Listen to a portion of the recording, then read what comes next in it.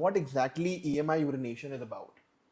So when we talk about symptoms occurring Yeah. due to prostate disease, the first symptom is called as hesitancy. Hesitancy means that the person goes to pass urine, somebody is going to pass urine, he's standing there, and it takes 3 4 seconds, maybe 5 seconds, 4 seconds before he actually starts passing urine. So if you compare, when you are 30 years old, you go to the washroom and immediately blah, within 1 second your urine starts coming out. Correct. Once you are aging, that latent period increases. This is called as hesitancy. 98 to 99% of people will not pay a heed to it. लोगों को पता ही नहीं चलेगा कि ये बीमारी है या ये मुझे परेशानी है. So hesitancy is the first step. Next step which comes is called as a poor flow. कि आदमी, अगर हम लोग जब बच्चे थे तो बच्चों में कंपटीशन होता था, पता नहीं ये जंजी वाले करते हैं कि नहीं, लेकिन हम लोग तो, हमारे खेल में एक ये भी होता था कि किसकी पेशाब की धार कितनी दूर जाती.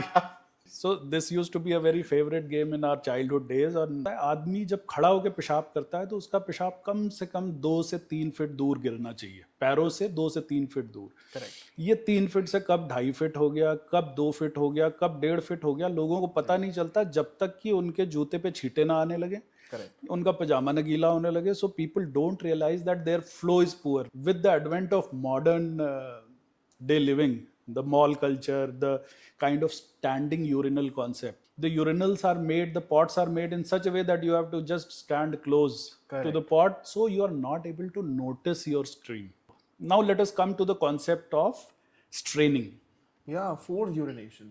Yeah. So straining means, straining is जो process of urination mother nature ने बनाया है, वो पेशाब की थैली को कॉन्ट्रैक्ट करके पेशाब निकालने के लिए बनाया है. उसमें 2 एक्टिविटीज़ होती हैं.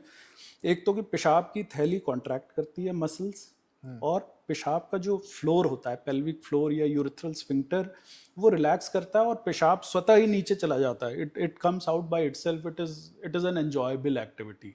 सो if I am right to use that word, urination is an enjoyable activity.